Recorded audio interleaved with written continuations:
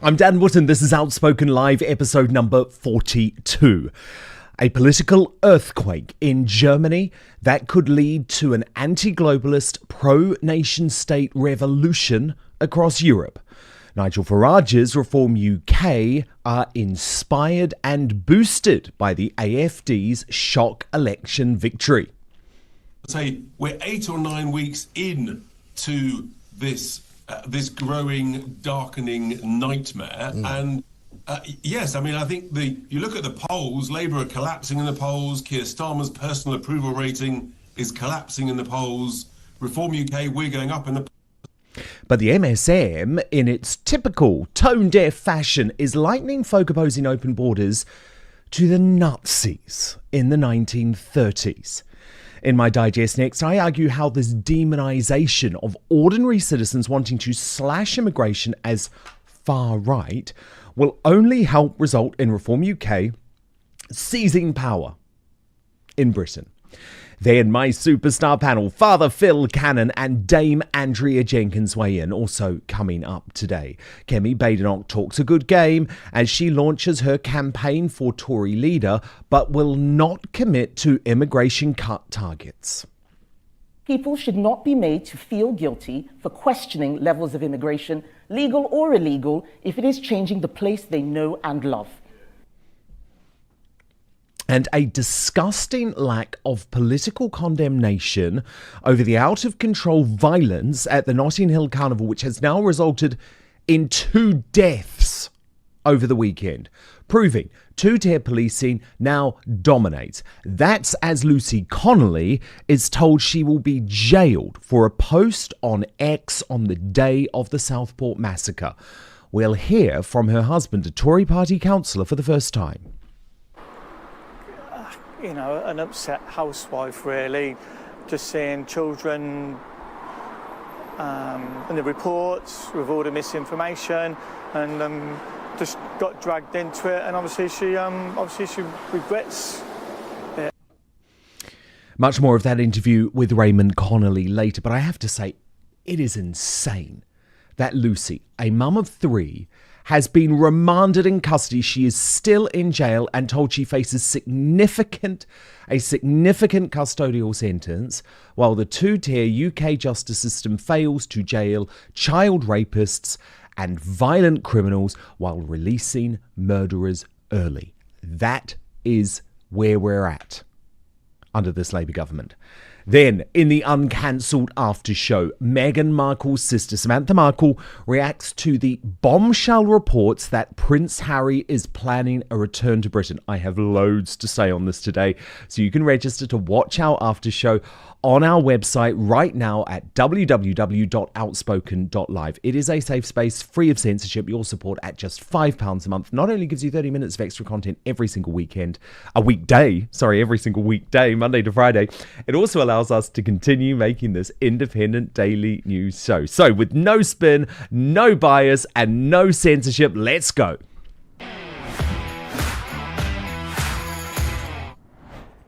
Another political earthquake on the continent overnight. AfD, the low immigration alternative for Germany, got more votes than the 3 parties in the coalition government put together in the German local elections in the east, while doing incredibly well in Saxony too.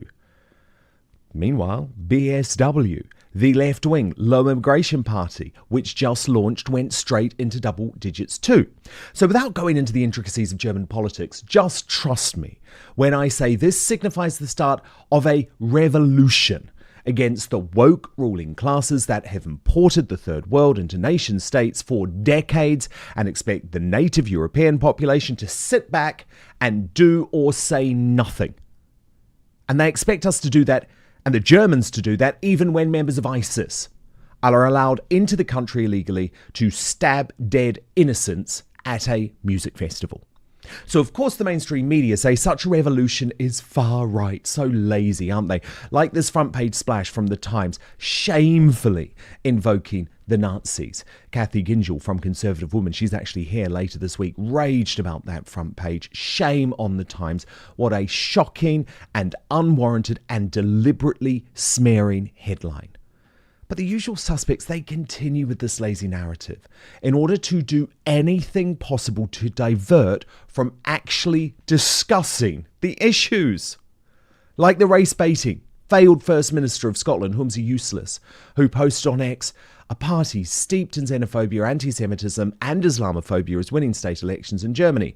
Europe is witnessing a rising tide of far-right populism with hatred of Muslims and migrants being the driving force. We must confront their hateful ideology before it is too late. I mean, I have loads I could say to that, but I actually wanted to share a response from our brilliant guest from last week, the academic and media sensation Gad Saad, who replied, "Is Islam steeped in any xenophobia and Jew hatred? I ask because I see innumerable Islamic countries where the religious minorities have completely disappeared, especially the Jewish ones. Could you elaborate, O noble Muslim?" But look, the reality is the demonization of ordinary folk, people who are concerned about mass immigration, people who are concerned about losing control of our borders and losing our culture, demonizing us as far right, as Germany and as France proves, it just isn't going to work anymore. It isn't going to cut it. There is nothing far right about wanting to stop the boats, stop mass immigration now, and deport the rapists, thieves and terrorists who have entered our country under completely false pretenses. And in the UK, I believe that is only going to strengthen one man who finally got an office in Westminster today. Good Lord. Day one, I've actually got an office. You know what this means? I'll spend less time in the bar. And he needs to. Nigel, less time in the bar, please, because you've got a political revolution to lead. And Reform UK's chairman, Zia Youssef, said in a major interview with The Independent today that the party will be inspired by the right-wing revolution going on the continent, especially in France, but also Germany. So this is what he said. "We are a very different party from them, and that is true, but we live in unprecedented times, and we have 5 years, not 2, to double our vote." It's Deputy Leader Richard Tice, bullish as well. There's a reason why they were sent to prison in the first place. And the concept of people now being let out after serving, it appears sometimes a mere 1/5, just 20% of the length of their sentence, so that they can bang up people who may have put out something daft and ill-advised on social media. I mean, it's completely dystopian. It's completely terrifying. As I say, we're 8 or 9 weeks in to this growing, darkening nightmare. And yes, I mean, I think you look at the polls, Labour are collapsing in the polls. Keir Starmer's personal approval rating is collapsing in the polls. Reform UK, we're going up in the polls. We're setting up hundreds of branches in Labour heartland areas and other target areas. So we're getting ready. That's the reality as we head towards conference. Yeah. Indeed, Zia Youssef, Reform's chairman, who I mentioned, said in that interview that a number of people from the Conservative Party's CCHQ, that's their main headquarters, which have done a terrible job, have reached out to him, saying that the Tories' bureaucracy is corrupted. And sadly, based on the Tory leadership contest, I am fast losing all faith with the party I previously supported. Now, the favourite, Kemi Badenoch, she launched her campaign today with, as usual, tough words. This was one of our mistakes. We talked right but governed left, sounding like Conservatives but acting like Labour. Government should do fewer things but better, and what it does, it should do with brilliance.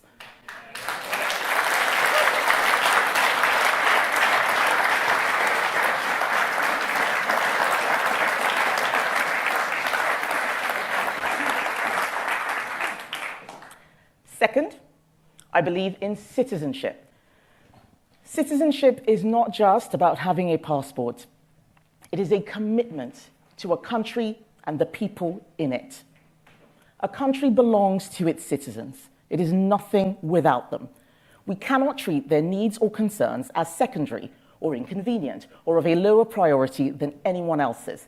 People should not be made to feel guilty for questioning levels of immigration, legal or illegal, if it is changing the place they know and love.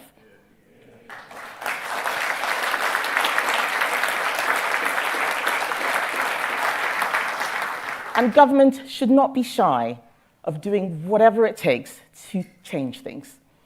If people don't want their taxes to pay for foreign criminals to be in our jails or on our streets, those criminals should be removed. If they want local people to have priority for housing, for benefits, for school places, we must make that happen. Our country is not a dormitory for people just here to make money or a hotel for those passing through. It is our home and no one else will look after it. This was one of... Okay, so that sounded good, right? Nothing that I disagree with there. But Kemi Badenoch was then asked what she actually wanted immigration to be cut to. Now, I'm very clear on this. I want net zero immigration. But Kemi had nothing specific to say. We've had Robert Jenrick saying tens of thousands. We've had Tom Tugendhat saying a cap of 100,000. Can you give us some specifics in numbers and how you plan to deal with legal and illegal migration? Thank you. Thank you. And I'm really glad you asked the migration question, because what you have said shows and illustrates quite well where things went wrong. We had a cap of tens of thousands when David Cameron came in. We need to ask ourselves, why didn't that work? Rather than just saying, we'll make another promise. Something went wrong there. So it's not just about throwing out numbers and throwing out targets. Something is wrong with the system. So I'm talking about the system. People who are throwing out numbers and saying, oh, well, we'll leave the ECHR and so on, are giving you easy answers. That is how we got in this mess in the first place. I'm not going to do that. That's not good enough, I'm afraid, Ms. Badenoch. If you're not prepared to leave the ECHR, then you're not prepared to solve the problem. And while he's a very amenable bloke, I think he's a nice guy, there were also no specifics from the former Home Secretary James Cleverly, who used his launch today to unwisely publicly repudiate Nigel Farage, lumping him, I believe unfairly, in the same category as two-tier Keir Watch. I don't accept the shared declinism of Starmer and Farage, who both believe that our best days are behind us. Starmer thinks it was better before we left the EU. Farage thinks it was better before we joined the EU. They're both wrong. I know that our best years can be ahead of us, but only if we replace this useless Labour government. And in order to win again, we need a leader who can unite the party, and I'm the best place to do that. Because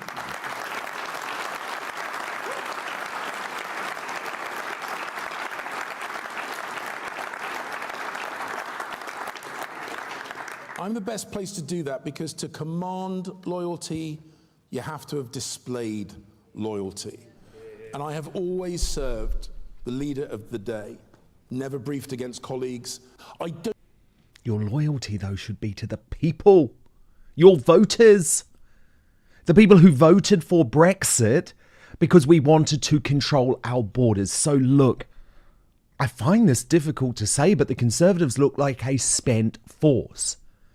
And I believe it's Reform UK that is now set to benefit from this right-wing revolution that we have seen sweeping Europe. And if you think such a revolution isn't possible here in the UK, you might be surprised. Because after 5 years of this utter shit show, Britons will finally have had enough. To react to that and all of the day's big stories, let me bring in my superstar panel.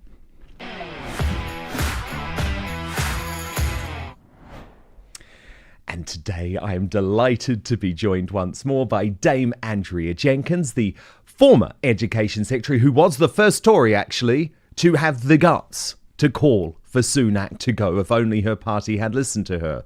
We are also joined by the Reverend Canon Father Phil Harris, who recently went viral for his video on why it's no longer a bad thing to be called far right. And Father Phil, we keep getting this, don't we? The Times say, oh, this is the far right sweeping Germany again for the first time since the Nazis in the 1930s. It's nothing of the sort. It is nothing of the sort. All the folk who have voted for the AFD, I believe in the same way like the folk who have voted for Reform UK want, is their borders to be controlled, is an end to mass immigration, is an end to ISIS terrorists being illegally allowed into the country to then stab citizens who are innocently attending a music festival. But am I wrong? No, you're not. This whole far-right dystopian kind of phrase that's been bandied around is just becoming incredibly divisive and problematic. When we spoke last time, Dan, I think we were saying, those of us that are centrist and maybe centrist slightly right, because the left have gone so far left, we are now far right to them. And when in reality, democracy, rule of law, respect and tolerance and individual liberties are what we stand for, the things that are actually known as British national identity. And so by speaking up now and by branding us with this horrible term of far right, it just actually attempts to minimize a voice. It tries to lump everybody together, and it's just incredibly dangerous because the people that the governments have lost, and I'm talking about the current Labour government and dare I say the Conservative government previously, where they've lost the will, the people. They've lost the people, and they govern by consent. And the people have switched off after all the wranglings, particularly over Brexit. And I said before, it doesn't matter whether you were a Leave or Remainer. The fact is, the will of the people was not enacted. And so people have switched off from politics. And in the last election, we saw people not going out and voting. And we're now left with this kind of vacuum where the majority of people are not listened to. And those people, as they speak up, get this wonderful phrase, far right.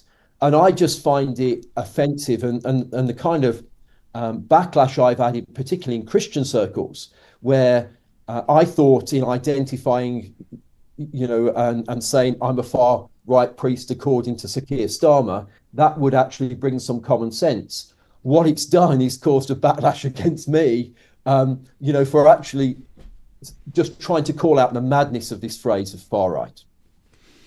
Yeah, Dame Andrea Jenkyns, what do you make of this far right phrase? Because I find like it's being used to try and demonise voters. And demonising voters is never the way to win them over. No, I completely agree, Dan. I think what we've seen even in the last 8 weeks that Labour's been in power, the double standards, the hypocrisy, and they are trying to just silence people. And if we look across what's going on in Germany, I mean, look at some of the things they stand for. I think Wiki called it welfare chauvinism, which means actually restricting welfare to the host citizens.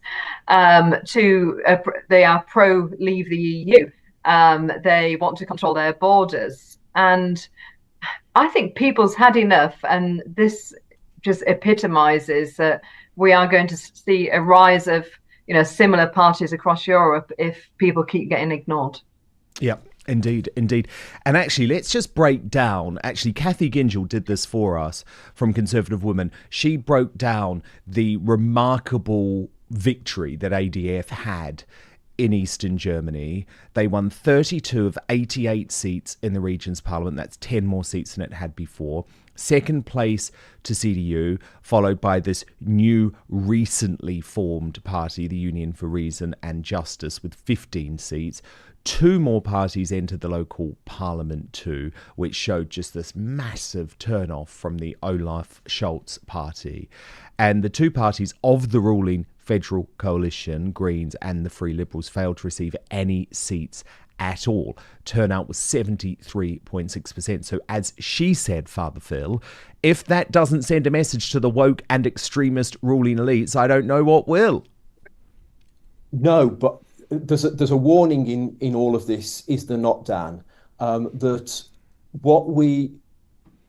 politics and people's opinions previously had been, kind of seen centre, left, right. What we actually have now is a mishmash of policies that are grouped together, that you've got some views of far left, far right, and it's all become, so you look at some of the things that AFD stand for, which maybe are not palatable, but they're certainly not all far right. And so it's just, we've got left and right mixed together. What we have is extreme views. And I think that's the problem, where it becomes very dangerous, is where ordinary people are being branded with having extreme views. And that becomes a significant problem. And I think if we look at all the characteristics of these parties that are springing up, you see some radical views in there as well as common sense views. The problem is people are just fed up, and they're fed up because there's no common sense. And no, well, indeed, there's not. And the thing is, you look at what Starmer had to say, and in fact, we've got this from last week, what he had to say about the far right. I mean, who's he talking about? Is he talking about the millions of people who voted for Reform UK? Is he really calling us far right? Because if so, that is disgusting, and it is declaring war on the working classes of Britain. But this is what he had to say. I am worried about the far right. I'm worried about populism and nationalism and the politics of the easy answer, the snake oil, if you like. And I think it's very important that we have a debate about how we confront that. My own personal view is that through delivery, through showing that there are progressive democratic answers to the many challenges we face, is the way forward. But yes, that's a discussion that I'm very keen to have, because I think it's a very real threat. I am worried. So Dame Andrea Jenkyns, who's he talking about there? Nigel Farage? I think all of us on this on the show, actually, Dan, and probably everyone watching too. Yes. Absolutely. I mean, I'd like to just pick up on Reverend Phil's point. I was going to use the words common sense. This is what people are crying out for. And Starmer's speech was spoken in the true form as a globalist would speak. I think people are sick of this progressive globalist agenda, and I think we're seeing rise of the nation state again. Yes. I think when people are struggling, they want to look after their own country, their own people. And I think that's actually natural if you look across history. And so I think that the more he pushes this globalist progressive agenda, as he calls it, the more backlash we're going to have from the general public. Yeah. Do you agree, Phil? Yeah, without a shadow of a doubt. You can't divide people. You can't brand people. People, for me, it was all triggered because I had a parishioner who came to me, who is approaching their 80s, travelled well around the world, well educated, paid their taxes, loved the nation, been a school teacher, contributed, done all the things that are the values of British national identity, and said, in tears, I've just been called far right. And it was just, and I sat in the office here, I sat in the vestry and just went, this is just woefully wrong to take ordinary, decent people who care about their country. And have done the right thing in life, haven't they? And some of these people, by the way, who literally fought the Nazis for this country are now being branded far right. It's actually disgusting. And Dan, sorry, I'm just mentioning this one point. The backlash in Germany also is down to, look at the ghettos of illegal migrants and the rising crime, including rape, including violence. So this is a backlash to uncontrolled illegal migration. So I think we've really got to keep an eye on what's going on here next, to be honest with you. Well, of course we do. Of course we do, because it's like nothing to see here, There's not migrants coming over and raping and stabbing young women. There's not migrants coming over and launching stabbing attacks on individuals at festivals from the mainstream media. But we know it's happening. You can't hide the truth from us for too long. But of course, there is another threat, I would argue, far bigger than the so-called far right, and it's the sectarian politics which is entering the UK. And quite an extraordinary announcement breaking right now from Jeremy Corbyn. Let me read this to you from The Guardian. He is to form an official parliamentary alliance with 4 independent MPs who were elected on pro-Gaza platforms, issuing a call for more MPs to join. Now, the group will have the same number of MPs as Reform UK and the Democratic Unionist Party, which each have 5 MPs, more than the Greens and Plaid Cymru, promising to fight austerity and campaign on issues including the winter fuel allowance and arms sales to Israel. The group explicitly invited MPs to join them. So Corbyn, he is of course the independent MP for Islington North, and he is going to be joined by the MPs Shaukat Adam, Ayub Khan, Adnan Hussein and Iqbal Muhammad. So this is now a far left, let's just be honest about what it is, Father Phil, an Islamic bloc in Westminster, which is something that Nigel Farage warned of for a long time. Sectarian politics, Muslim politics entering Westminster, and was told he was crazy. And look at where we are in 2024. Yes. Can I just be a priest for 10 seconds? Please.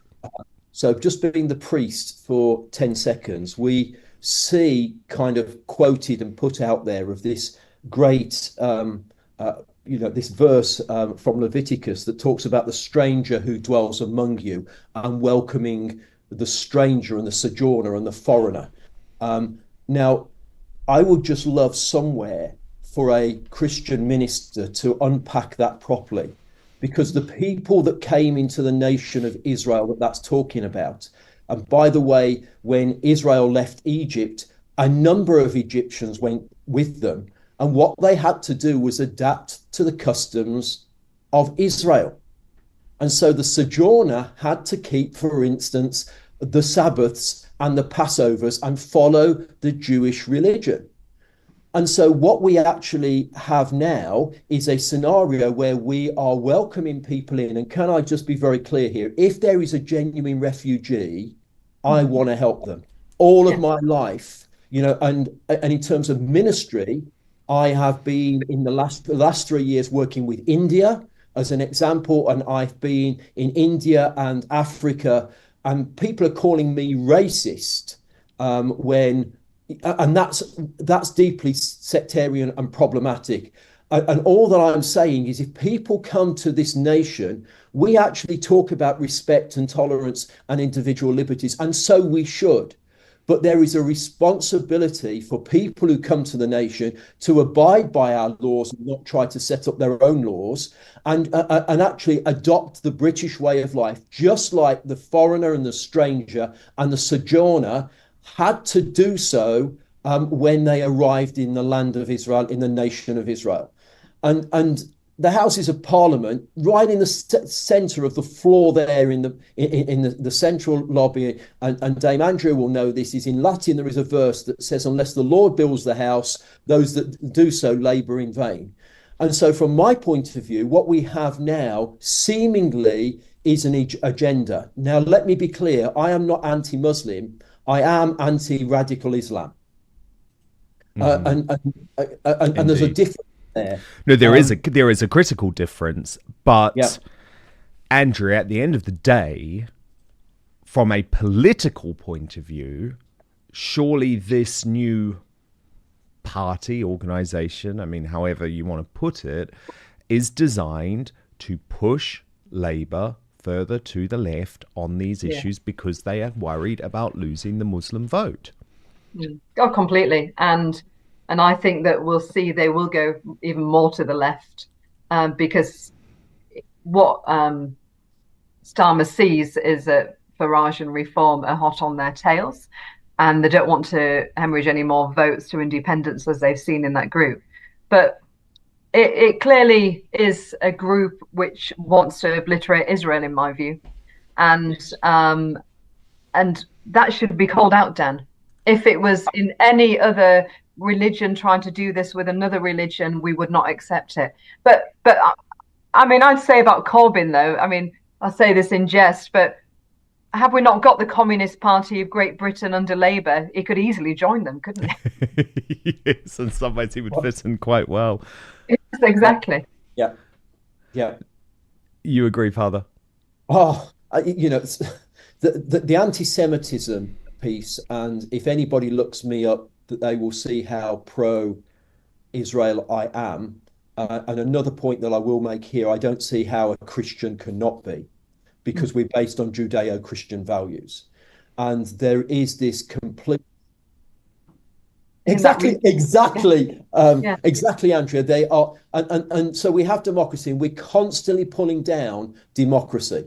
And you know, I spent for 10 years, you know, a month every year in Israel. And I have people having spats with me online, and I go, well, when was the last time you was in Israel? Because I was in there just the month before the war happened. And I happen to be a trustee of Christian holy sites in Israel. And so when I hear people kind of spouting anti-Semitism and just the hate, and Gad Saeed brilliantly put it in the tweet, you know, when we actually look at all the Muslim nations where Jews were and are no longer, because they've been pushed. And then we have, dare I say, church leaders who are pro-Palestine, and I'm not going to particularly get into that, but the home and birthplace of Christ was 83% Christian before Islam took over, and it's now 8% Christian. In Gaza, prior to the war, there was about 700 to 800 Christians, and a number of years ago there were 5,000 Christians. You know, so this is a massive problem to me. And let me just reiterate, I don't have a problem with individual Muslims. I have a problem with radical Islam. Can I bring a point as well, actually, Dan? Please. When I was an MP for, you know, the Leeds area, some Jewish students contacted me, and I met with a Jewish council, etc.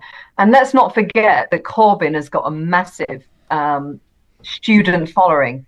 But the anti-Semitism that they faced in the University of Leeds, in the main communal areas, they was allowed to put the Palestinian flag. There was openly, you know, from the rivers to the sea was chanted. I got told how even the students, certain lecturers was against them and putting stuff on social media. So with Starmer now cancelling the freedom of speech bill in universities, I think this is a dangerous tipping point now, actually, for Jewish students and the Jewish community in Britain, unfortunately. It is really terrifying times. I do want to talk quickly about the Conservative leadership and show you this video of Kemi Badenoch, the favourite, who is saying that she is going to take on those folk like Doctor Who, David Tennant, trying to shut her up. Watch this. Until we wake up and Kemi Badenoch doesn't exist anymore, I don't wish ill of her, I just wish her to shut up. No, I will not shut up. When you have that type of cultural establishment trying to keep conservatives down, you need someone like me who's not afraid of Doctor Who or whoever, and who's going to take the fight to them and not let them try and keep us down. That's not going to happen with me. So Dame Andrea, great messaging there, very slick. But the problem that I had with Ms. Badenoch today at the campaign launch, as I pointed out in my digest, the moment she was asked for a specific when it came to immigration numbers, she went back to the mumbo jumbo. She went back to saying it's not appropriate to leave the ECHR. So actually, is she going to do anything different? She's not. I mean, you know, I've obviously been in Parliament with her those last several years. And what was interesting, how she used that quote, sounding like a Conservative but acting like Labour. Her voting record is actually like that. And remember, she was tasked with ripping up EU law. She did a terrible job. The amount of laws that are still on the statute for Labour to allow further closer alignment. So I blame her for that. But also, if you look, she made that speech about citizenship. I recall that Gove made a similar speech about citizenship back in 2007. You might want to look into that, actually, Dan, because I remember that particularly because that's when I joined the party around that time. So, we're here that she's meant to be an heir to Gove. It's worth looking in that. But the thing is with Kemi, what you see is not what you get. She's great at the rhetoric, at the wokey stuff, but there's nothing behind there. There's so you're no not a grit. fan. You're not a fan. Oh, not whatsoever. I've seen her. I've seen her in Parliament. She's voted for more net zero. She's pro-EU. And do you know what I find quite staggering, Dan? She was on the London Assembly. She was also a councillor in London. You look, prior to 2016, her footprint online has been wiped. Her footprint prior to Brexit has been wiped. Why is that? Who's cleaned up her footprint online? Fascinating. Wow. Father Phil, any of these folk running for the Conservative leadership who you think could save the party? There they all are. I'm going to just go pass if I can. Yeah, I mean, I don't mind coming in on this, actually, Dan. Because you're pro-pretty, aren't you? Well, I'm pro-pretty because, literally, she's having to a little bit at the moment play things carefully because don't forget about 80% of the Conservative MPs are the One Nation group. So for her to get through to the next stage, she's got to, play a fairly, straight bat where that's concerned. However, she's a Spartan who voted against all the awful Brexit deals. Yeah, she voted against the Windsor Framework, which was Rishi shafted in Northern Ireland, and she's a Thatcherite Conservative. She's brilliant. Now, if she doesn't get through to the next round, which I'll be very sad about, I really hope she does, then we need to look at the ones that's left. But I think that she can actually stand up to Starmer. And look, she's been in politics longer than anyone there. She's been a Conservative. And don't forget, she also Jimmy Goldsmith's party all those years ago, she campaigned with them to leave. She's a truth, actually, Conservative. Yeah, what was it? Was it the referendum party? Is that what it was? That was it, yes. That was it, yes. Yeah. No, goodness, when it comes to her Brexit credentials, perfect. Absolutely perfect. Yeah. But she doesn't want to leave ECHR. And I've got a big problem with that. I'm sorry. I do. Look, I had a petition. I came on your old show, Dan, didn't I? To talk about it, where over 50,000 signatures. We must leave the ECHR. Now, I think that is the only way. Jenrick's coming out with some good stuff. But he's my favourite at the moment. But let's see. But it's a bit like a born-again Christian to me. It's been shown these credentials since... Yes, but Father Phil will say it's always possible to be born again, isn't it, Father Phil? Come on. But I do like Robert. I want his PPS, and I just want somebody who will bring back conservatism. Yeah. Now, I hope Pretty can do that. If she doesn't, then I look at who next. Cleverly, nice guy, but like he said, has been loyal, but is also does not challenge the civil servants. Dan, as you know, I was in the education department with him. It was just all very much a loving. I didn't see any challenging of civil servants, and we don't want anybody like that at this stage. No, I like him as a guy, the problem is he will not set the world alight. Yeah, the problem is the party has to realise a revolution is required, and Jenrick is the only one who is talking that language. I appreciate his voting record, I don't necessarily trust, but I like the fact he is talking that language. But look, Father Phil, Dame Andrea, stand by. We're back in just one moment with this horrifying story that Lucy Connolly, who's the wife of a Conservative politician who made an inappropriate post on X on the day of the Southport massacre, has pled guilty today but been remanded in custody and told to expect a significant jail sentence. We are going to hear from her husband in just 1 minute. But first, guys and girls, you know this is the best time of the year, right? Football is back. We're talking Premier League in the UK, in the US, NFL Sundays and college football Saturdays. And with that comes the glorious grind of fantasy football lineup. So this is where your inner manager comes alive.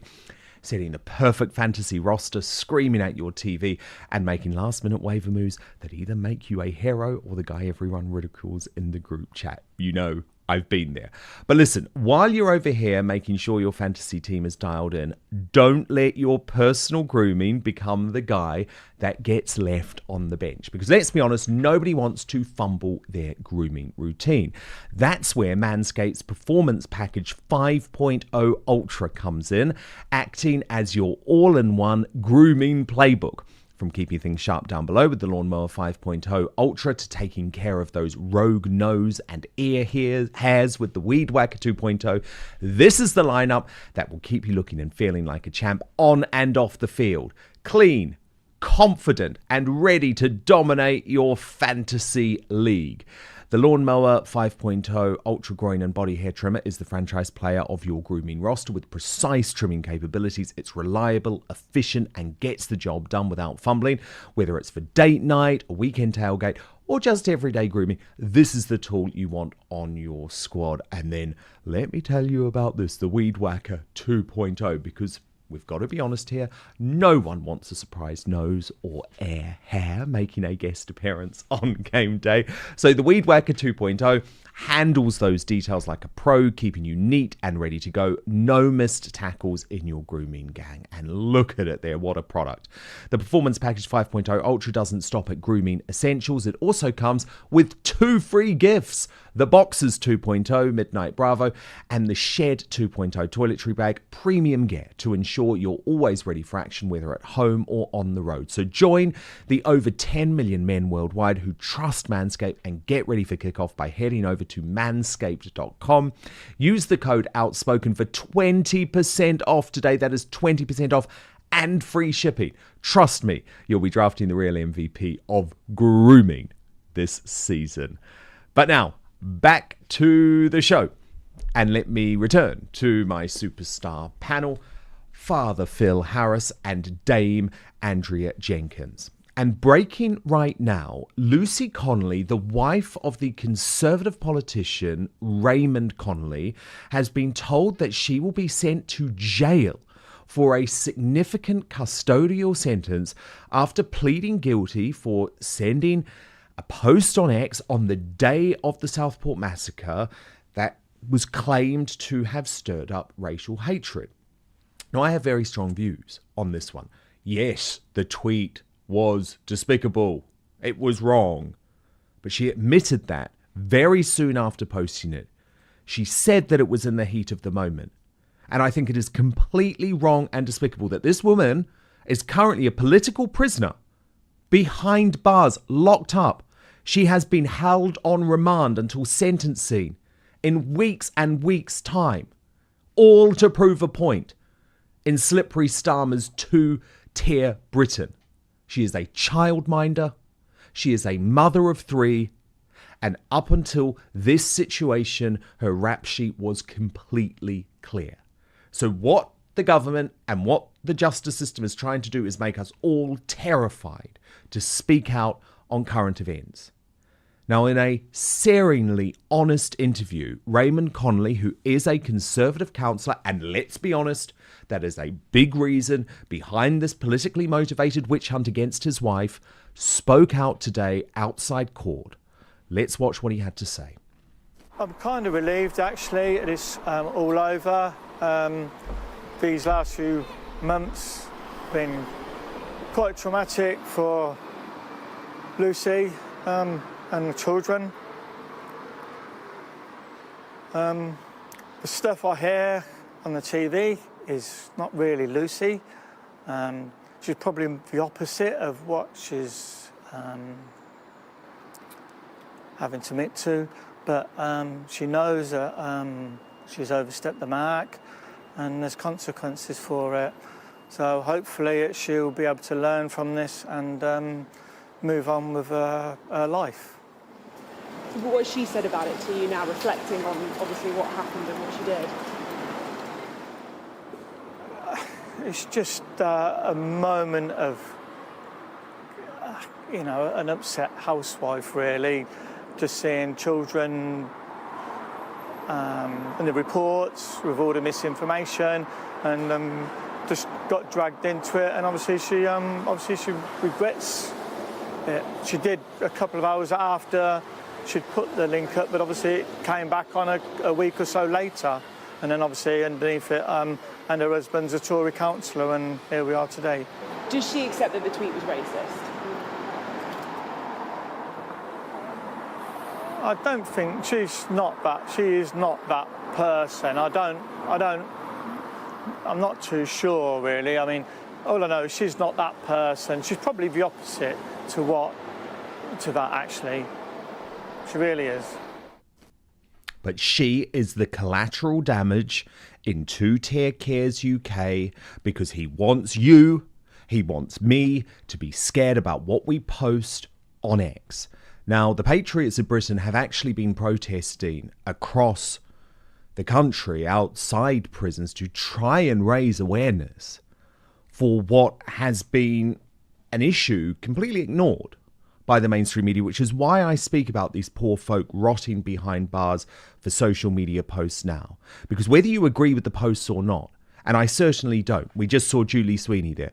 She's serving 15 months. There's a whole load of these wonderful people who made one mistake. Some of them posted a meme and they are locked up. I find that so despicable and so wrong. And the BBC today, the British Bashing Corporation, claimed that Lucy Connolly had called for asylum seekers' hotels to be set on fire. She didn't do that. She said she didn't care if they were. Now, that is wrong. We all agree that is wrong. But how can this woman be locked up? How can this woman be jailed when just 2 weeks ago we saw a child rapist set free? When we have seen paedophiles avoid jail? When we have seen people who have killed people on bikes given 2-year suspended sentences? When we have seen judges admit that they have to release murderers early to lock up Lucy Connolly, the housewife, the childminder of a Conservative politician because of a feisty tweet on X? Nah, this is wrong. Father Phil Harris, what do you make of it? Oh, so justice and mercy. This just really upsets me, and I think there's one sentence that just listening to her husband, in a moment of outrage and emotion, I posted words that I know were wrong in every way. So that was Lucy speaking, but the context to that is because we lost our own son. Any children who get harmed, she will kick off. So here is a mother who lost her son, who, and my problem is here that when this whole scenario happened, there wasn't integrity and honesty of telling people exactly what had happened. And so there was misinformation online. This woman, bless her, in her pain of losing a child, relived that in that moment and put something out that was wholly inappropriate. But it does not come anywhere near some of the crimes, the heinous crimes that have been committed by these people that are now going to be released. Now, that is not justice. And this is about an agenda to stop people speaking out. But there's another piece here where she has been incarcerated until she pleaded guilty. And she's been locked up until she pleaded guilty. And then she's still locked up. When she is no danger to the public. She is no danger to the public. I am so upset here as a Christian minister who just compassion. Where is compassion and decency?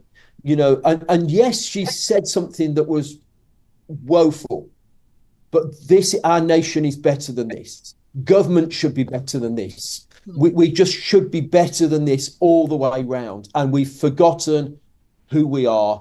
We have forgotten what decency looks like and what justice looks like and what mercy looks like. But what's happened to that Labour councillor who was inciting violence? That. And also, remember Manchester? There was that guy who was set on a policewoman, and he eventually got let off.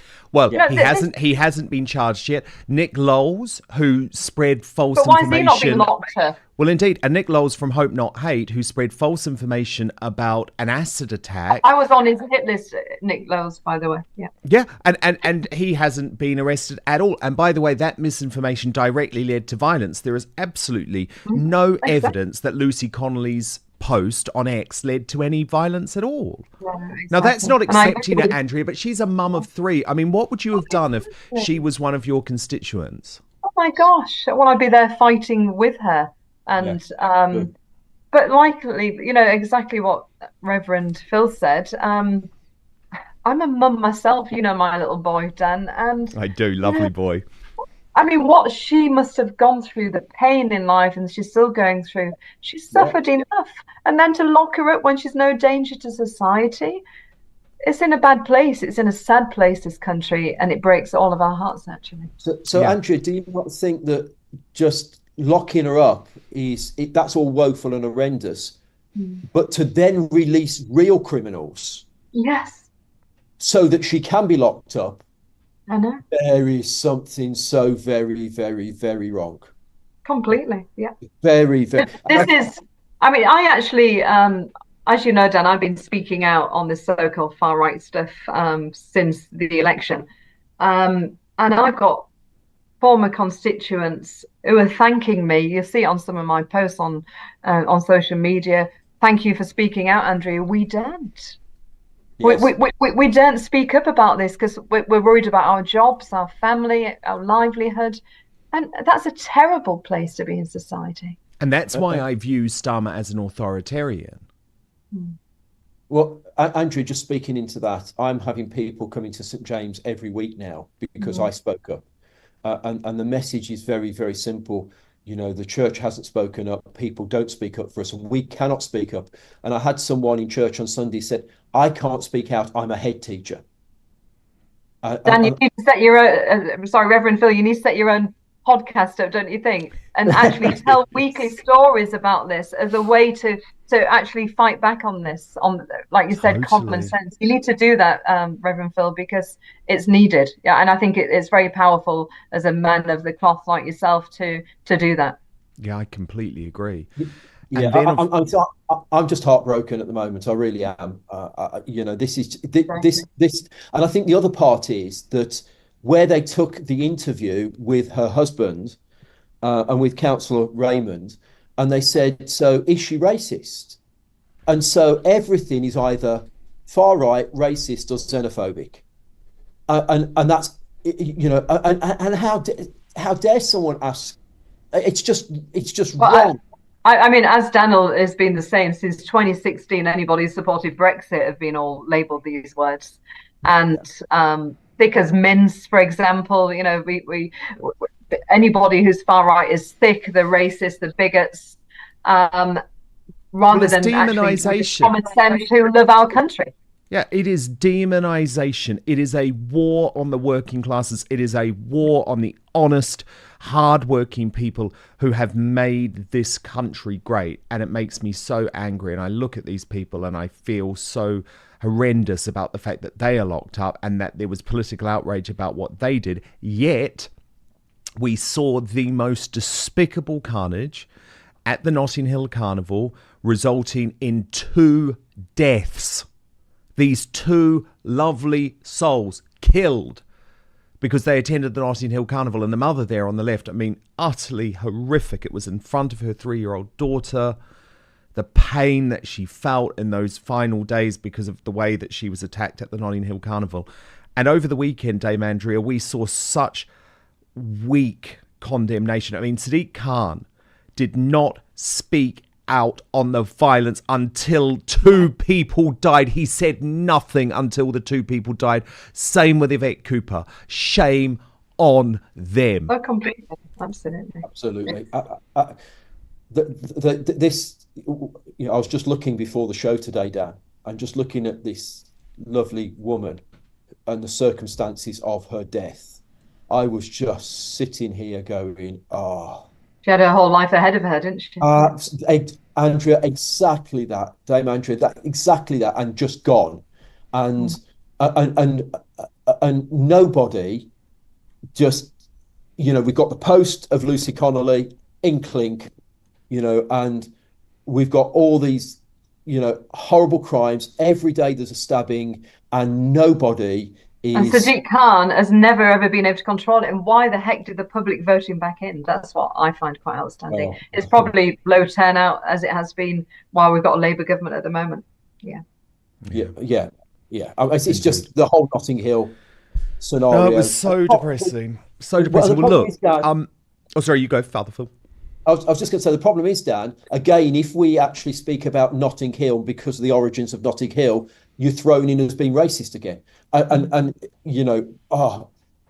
just, this is just heartbreaking stuff. I mean, look, if this was any other event, it would have been banned years ago. Let's be honest about it. Yes. But look, this is all quite depressing. I appreciate that. But do you know what I think the antidote to this very often is? Comedy. We have to sometimes laugh at the surreal nature of what is going on in the UK, and I want to lift the spirits too. So the brilliant Dapper Laughs, I don't know if you've heard of this guy.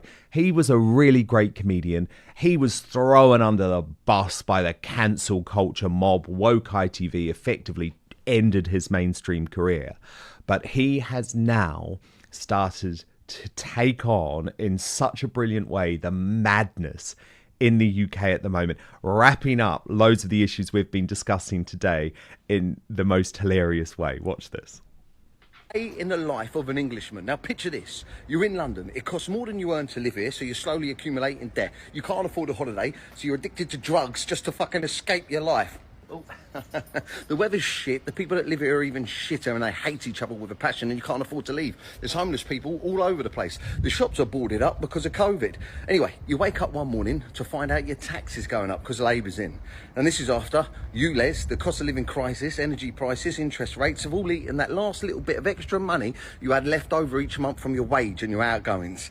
So now you're proper fucked. And while you're sat there on the toilet in the morning reading tweets from the Metropolitan Police about online trolls and how they upset them, a SWAT team smashes through your bathroom window, straight past you, on the shitter, and goes into your 11-year-old son's bedroom and arrests him for shouting at a police officer. Then your sister rings you. She's recently got fired from her job as a doctor for refusing to ask biological men if they're pregnant. And she tells you that your grandma's just frozen to death because Keir Starmer gave her winter allowance to a country on the other side of the planet that's wealthier than us to help them with climate change. Oh, yeah. It's all getting a little bit much anyway. And you think, you know what I'll do? I'll nip off for a pint to relax. Maybe I'll sit in the beer garden and have a fag. But while you're doing that, you get barred because that's illegal now. So you decide, you know what I'm going to do? I'm going to go for a walk to clear my head. Morning. And while you're on your walk, clearing your head, you get stabbed to death. Yes, stabbed to death violently, just walking around the city. Then The Guardian plasters your face all over the news for randomly jumping on a perfectly good knife 54 times that was held by a choir boy. Then your sister's enraged by this, so she tweets about it, she gets nicked. Your son comes out of prison, all right, and he decides, I'm going to protest it because my dad's dead. But this time he shouts at a police horse and he gets nicked for that. But the prisons are too full, so they let out Ian Huntley to put him in. Now, the mad thing about this tale is it doesn't even sound far-fetched anymore, does it? It's perfectly believable. I'll tell you why. Because it's all based on true events. Oh, this is our story. And sometimes you have to laugh, don't you? You just have to laugh. Dame Andrea Jenkyns, the former Education Secretary, and Reverend Canon Father Phil Harris. What a fabulous superstar panel today. So appreciate you being here. Thank you. Thank you. Thank you. Now, coming up next in today's Uncancelled After Show, huge weekend of royal news, lots going on, including, can you believe it, Prince Harry planning a return to the UK? So, in just a moment, On the after show, Meghan Markle's sister, Samantha Markle, reacts to all of the bombshell reports, and I'll tell you everything that I know as well. And you know it's important to me that we have a safe space not patrolled by big tech, where censorship and control runs deep. So that's why we have www.outspoken.live. It's our membership section where you get half an hour of extra content every single day. So what we do at this stage is we come off YouTube, we come off Rumble. Do subscribe, though, if you're watching on either of those platforms, and we'll continue our conversation in the uncancelled after show. All you have to do is register at www.outspoken.live. It's £5 a month, but you get half an hour of extra content after the main show every single weekday, and it also supports me in order to be able to continue with the main show as well. Remember, we're back tomorrow at 5 p.m. UK time, midday Eastern, 9 a.m. Pacific. Most importantly, in these insane times, I promise to keep fighting for you. See you on the after show with Samantha Markle in just one moment.